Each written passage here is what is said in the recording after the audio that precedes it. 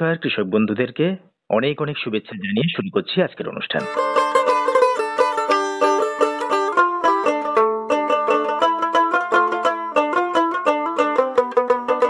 পাঁচই ডিসেম্বর কৃষিকাজের সঙ্গে জড়িত মানুষ তো বটেই, সেই সঙ্গে সারা বিশ্বের কাছে আজকের দিনটি বিশেষ তাৎপর্যপূর্ণ এবং গুরুত্বপূর্ণ। আজ বিশ্ব মৃত্তিকা দিবস। 2000 সালে রাষ্ট্রপুঞ্জের সাধারণ সভায় 68তম অধিবেশনে অনুমোদিত সংকল্পের মাধ্যমে আজকের দিনটিকে অর্থাৎ প্রতি বছর 5ই ডিসেম্বর বিশ্ব মৃত্তিকা দিবস পালনের সিদ্ধান্ত নেওয়া হয়। সেই থেকে চলে আসছে কৃষক বন্ধুদের পাশাপাশি সাধারণ মানুষের মধ্যে সচেতনতা প্রচার করতে। এ ব্যাপারে আরো বিস্তারিত জানতে আজ আমরা আমাদের মধ্যে পেয়েছি ICAR national bureau of soil survey and land use planning Kolkata principal scientist এবং regional head doctor FH Rahman. তার কাছ থেকে শুনবো এই বিষয়ে আরো বিস্তারিত কিছু কথা। প্রথমে এই অনুষ্ঠানের শুরুতে ডক্টর রহমানকে আমরা স্বাগত জানাই। নমস্কার স্যার। নমস্কার। নমস্কার। আমরা ডক্টর মন্ডলের কাছ থেকে আমাদের মাটির বিভিন্ন বিষয়ে সচেতনতার বিষয় নিয়ে আমরা শুনেছি। এখন আপনার যেহেতু সংস্থা এবং আপনি যেহেতু রিজিওনাল হেড প্রিন্সিপাল সায়েন্টিস্ট, সেই জায়গা থেকে দাঁড়িয়ে আমাদের কৃষক বন্ধু এবং শ্রোতা বন্ধুদের জন্য যদি বলেন যে আপনাদের সংস্থার প্রধান কর্মকার্য কি কি। নিশ্চয়ই আমি বলবো আমাদের সংস্থার কর্মকাণ্ড কি, এবং এটা আমরা চাষি ভাইদের কাছে বিশেষ করে যারা কাজে লাগতে পারি। তো সেই জায়গাতে আসার আগে আমি একটুখানি বলতে চাই যে এই ওয়ার্ল্ড সয়েল ডে ব্যাপারটা কি, মানে এটাকে কেন এই দিনটাকে নির্ধারণ করা হয় এবং এই দিনে কি হচ্ছে। বেশ, আমি একটুখানি বলি। নিশ্চয়ই। ইন্টারন্যাশনাল গোটা বিশ্বের মাটির যে পর্যালোচনা, মাটির ভবিষ্যৎ, এসব নিয়ে যে সংস্থাটি আছে international union of soil science, তারা প্রথম চিন্তা ভাবনা শুরু করেন যে আমাদের এবার মাটিটাকে বাঁচানো দরকার। কারণ যেভাবে মাটির উপরে আমরা অত্যাচার করছি, আমি অত্যাচারই বলবো, রাসায়নিক সার বা জৈব সার দেওয়া দরকার, সেটা কিন্তু হচ্ছে না। এবং মাটির যে বিভিন্ন কারণে মাটি ধ্বংস হচ্ছে, সেই কারণে ওই আমাদের IUSS international union of soil science, তারা তখন একটা মিটিং করেন এবং সেই মিটিংটা চেয়ার করেন হচ্ছে আমাদের থাইল্যান্ডের এক রাজা কিং ভূমিবল। তার লিডারশিপে এই প্রোগ্রামটি হয় এবং 2002-এ প্রথম এই আলোচনাটি শুরু হয়। আচ্ছা। তারপরে international union of soil science আমাদের ইউনাইটেড নেশনস এর কাছে তারা আবেদন করে যে একটা নির্দিষ্ট দিনকে আমরা বিশ্ব মৃত্তিকা দিবস হিসেবে পালন করতে চাই, এবং ইউনাইটেড নেশন সেটাকে গ্রাহ্য করে এবং 2013-ই 5 ডিসেম্বর দিনটিকে তারা ওয়ার্ল্ড সয়েল ডে হিসেবে ইউনাইটেড নেশনসে পাস হয়। এবার আমি বলবো 5 ডিসেম্বর কেন। 5 ডিসেম্বরটা হচ্ছে কিং ভূমিবল, যেটা তোকে বললাম থাইল্যান্ডের রাজা, তার জন্মদিন। তার জন্মদিনটাকে মেমোরাইজ করার জন্য এই 5 ডিসেম্বর দিনটাকে ধার্য করা হয়। এবং আমি এই প্রসঙ্গে একটা কথা বলে রাখি, ফ্র্যাঙ্কলিন রুজভেল্ট বিখ্যাত একজন মনীষী ছিলেন, আমেরিকার প্রেসিডেন্ট। ওনার কথা নিয়ে বলি, উনি কিন্তু বলেছিলেন যে নেশন তার মাটিকে ডিস্ট্রয় করবে, সেই নেশন কোনো একদিন নিঃশ্বাস হয়ে যাবে, একদম বিশ্ব হয়ে যাবে। এবার মাটিটাকে এবার দেখুন, মাটি যে তৈরি হচ্ছে এটা আমার জানা দরকার হওয়ার জন্যই যে একটা ইউনিট মাটি তৈরি করতে কত বছর লাগে। 1000 থেকে 1200 বছর লাগে একটা ইউনিট মাটি তৈরি করতে। তাহলে ভাবুন, এই এত বছর ধরে একখানা মাটি তৈরি হচ্ছে, অথচ সেই মাটিকে আমরা যথেষ্টভাবে গুরুত্ব দিই না। এবং বন্যা রেগুলেট করার জন্য কিন্তু আমাদের মাটির একটা বিরাট ভূমিকা থাকছে। এবং এই আমাদের বিভিন্ন যে ক্লাইমেট চেঞ্জ হচ্ছে, ক্লাইমেট চেঞ্জের কিন্তু মাটির একটা বিশাল গুরুত্বপূর্ণ ভূমিকা আছে। আমি আপনাকে বলি, আমাদের যে স্ট্যান্ডার্ড ডোজ বিজ্ঞানীরা বলি যে নাইট্রোজেন, ফসফরাস, পটাশিয়াম, এই তিনটেই তো মেইন খাদ্য উপাদান গাছের ফলনের। তো তাদের একটা স্ট্যান্ডার্ড রেশিও আমরা ধার্য করেছি, দেখেছি বিভিন্ন পরীক্ষার মাধ্যমে, 4:2:1। নাইট্রোজেন 4, ফসফরাস 2 এবং পটাশিয়াম 1, এই রেশিওটা আমাদের রাসায়নিক সার ব্যবহার করা উচিত। কিন্তু আমাদের দেশে দেখা যাচ্ছে যে পরিমাণ আমরা সার ব্যবহার করছি, সেই রেশিওটা আর মেনটেন থাকছে না। সেখানে প্রায় 8:3:1। সেখানে কম্পারেটিভলি পশ্চিমবঙ্গে একটু বেটার। আমি আপনাকে বলবো পশ্চিমবঙ্গের ফিগারটা হচ্ছে 3.4:1.3:1, একটু কম্পারেটিভলি বেটার, অনেকটা ভালো। সেই জায়গা থেকে দাঁড়িয়ে পশ্চিমবঙ্গের একজন এরকম একটা প্রতিষ্ঠানের একজন প্রিন্সিপাল সায়েন্টিস্ট এবং রিজিওনাল হেড হিসেবে পশ্চিমবঙ্গের কথা আমরা যদি ধরি, বা আমাদের শুধুমাত্র পশ্চিমবঙ্গের কথা ধরে তো লাভ নেই, সারা বিশ্বের কথা ভাবতে হবে আমাদের যা পরিস্থিতি দাঁড়িয়েছে আর কি। সেই জায়গা থেকে দাঁড়িয়ে আমাদের সরকার কিভাবে চিন্তা ভাবনা করছে এই যে আস্তে আস্তে আমরা মাটিটাকে হারিয়ে ফেলছি, হয়তো আগামী প্রজন্মের কাছে আমরা কিছুই রেখে যেতে পারবো না সেই একদম ঠিক বলেছেন। এবার এক্ষেত্রে আমাদের সরকার বা আমাদের যারা আমাদের সংস্থা যে কাজগুলো করছে, আমরা মাটির যে পরীক্ষা নিরীক্ষাগুলো আমাদের সংস্থার কথা আমি যদি বলি, আমরা কি করি, আমরা মাটির কোন একটা জায়গার মাটির আমরা সয়েল টেস্ট করার আগে আমরা প্রোফাইল স্টাডি করি। কারণ একটা মাটির উপরিভাগে ধরুন যে ধান গাছ বা যে কোনো গম গাছের এদের রুট 10 থেকে 15 সেন্টিমিটার অব্দি যায়। কিন্তু সেই জায়গায় আমরা যদি প্রোফাইল স্টাডি করি, মানে আমাদের কাজটা হচ্ছে আমরা 2 মিটার অব্দি মাটি নিচে অব্দি আমরা স্টাডি করি। কারণ আমরা 2 মিটার অব্দি করি এই কারণে, কারণ মাটির মধ্যে যে বিভিন্ন চেঞ্জেস গুলো হয়, উপরিভাগে অর্গানিক থাকে, তার নিচে বিভিন্ন লেয়ার গুলি থাকে।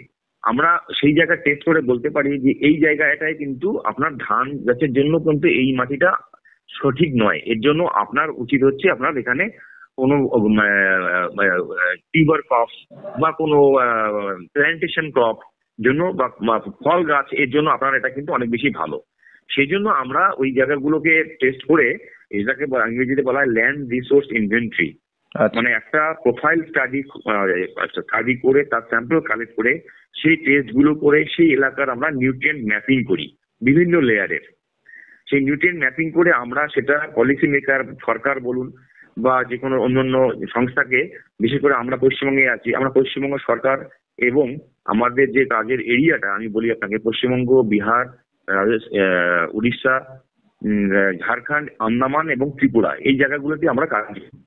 এখানে আমরা সরকারকে আমাদের যে পরীক্ষার যে টেস্ট করার যে ফল, তার নিউট্রিয়েন্ট ম্যাপিং, বিভিন্ন নিউট্রিয়েন্ট ম্যাপিং এবং সয়েলের যে বিভিন্ন character, physical character, soil water, bulk density, water holding capacity, soil texture, soil colour, এগুলো কিন্তু আমরা বিভিন্ন নিউট্রিয়েন্ট ম্যাপিং করে আমরা এখানে সরকারের হাতে তুলে দিই। এই কারণে তুলে দিই, সরকার এবার তাদের যে এক্সটেনশন মেশিনারি আছে তারা তাদের মাধ্যমে ফার্মারদের, চাষি ভাইদের জানাবে যে আপনার এই জায়গায় জমিটা কিন্তু ঠিক নয়, আপনি এই চাষটা করুন।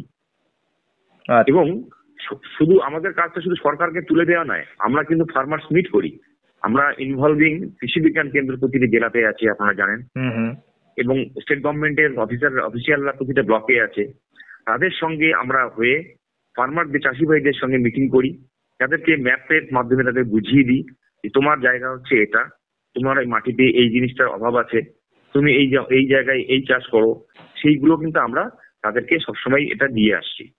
এবং পশ্চিমবঙ্গ নয়, এই 5টা রাজ্যের নাম বললাম, সেই 5টা রাজ্যে আমরা এগুলো করে থাকি। বর্তমানে দাঁড়িয়ে আমাদের মাটির যা দুরাবস্থা আমরা করে ফেলছি আস্তে আস্তে, কৃষক বন্ধুরা হোক বা আমাদের বিভিন্ন রকম পারিপার্শ্বিক কলকারখানা, ব্যবসা বাণিজ্য করতে গিয়ে বিভিন্ন পদার্থগুলো মাটির মধ্যে আমরা মিশিয়ে ফেলছি, এবং যার ফলে মাটির স্বাস্থ্য পুরোপুরি প্রায় ধ্বংসের পথে। এবং এটা শুধুমাত্র আমাদের পশ্চিমবঙ্গ বা দক্ষিণ 24 পরগনা জেলা তাতে নয়, সারা বিশ্বে বলতে গেলে। থেকে দাঁড়িয়ে ভারত সরকারের একটা এরকম প্রতিষ্ঠান, সেই রকম একটা প্রতিষ্ঠানের একটা ভূমিকা বা আপনারা কিরকম কি ভাবছেন আগামী প্রজন্মের জন্য বা সারা দেশের মাটির স্বাস্থ্য বজায় রাখার ক্ষেত্রে? হ্যাঁ, আমরা যেমন বলি যে রাসায়নিক সার ছাড়া তো আমাদের চলবে না। আমরা একটা সময় অর্গানিক ফার্মিং, জৈব ফার্মিং, জৈব চাষ, এইসব নিয়ে আমরা এক সময় খুব করেছিলাম। কিন্তু একটাই জানেন তো, অর্গানিক ফার্মিং আমাদের পক্ষে সম্ভব হবে না। এই কারণে অর্গানিক ফার্মিং যে কোনো একটা খুব ভালো কোয়ালিটির, যদি আমি এটা কম্পোস্ট সার বলি, তার কিন্তু নাইট্রোজেন কন্টেন্ট 1 থেকে 1.5%। সেখানে একটা ইউরিয়ার নাইট্রোজেন কন্টেন্ট 46%। এবার আমার ধানের চাষ করতে গেলে যেখানে 100 কেজি নাইট্রোজেন লাগবে, তাহলে আমাকে ইউরিয়া সরিয়ে যদি আমি অর্গানিক কম্পোস্ট বা কিছু দিতে চাই, তাহলে কি পরিমাণে আমাদের অর্গানিক ম্যাটার দিতে হবে? কারণ কি তাহলে এটা কোনোভাবেই, মানে আমাদের অর্গানিক রিসোর্সেস এতটা বেশি আমাদের নেই।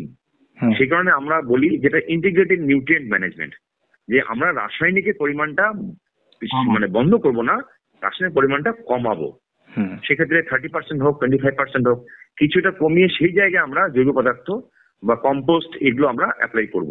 এতে দুটো জিনিস হবে, এতে দুটো জিনিস এটাই হবে যে আমাদের যে সারের ব্যবহার, যথেষ্ট ব্যবহারটা কমে গেল, চাষির কিছু খরচাটা কমলো, আর ফলন কিন্তু দেখা গেছে ইন্টিগ্রেটেড নিউট্রিয়েন্ট ম্যানেজমেন্টের ফলে ফলন কিন্তু সাধারণ মানে ব্যালান্স রেকমেন্ডেড ফার্টিলাইজার থেকেও কিন্তু ইন্টিগ্রেটেড নিউট্রিয়েন্ট ম্যানেজমেন্টের ফলন কিছুটা বেশি দেখা গেছে। এতে ফলনে যেমন বাড়লো, তেমনি মাটির স্বাস্থ্যটা কিন্তু অনেকটা ভালো হলো। এই মাটি পরীক্ষা করে যদি আপনি জানতে পারলেন যে আমার 50 কেজি নাইট্রোজেন লাগবে, সেক্ষেত্রে আপনি কিছুটা কম্পোস্ট জমিতে দিয়েই দিলেন, সুতরাং আপনি ধরে নিতেই পারেন যে আমাকে 50-এর জায়গায় 40 কেজি নাইট্রোজেন দিলেই আমার কাজ হয়ে যাবে।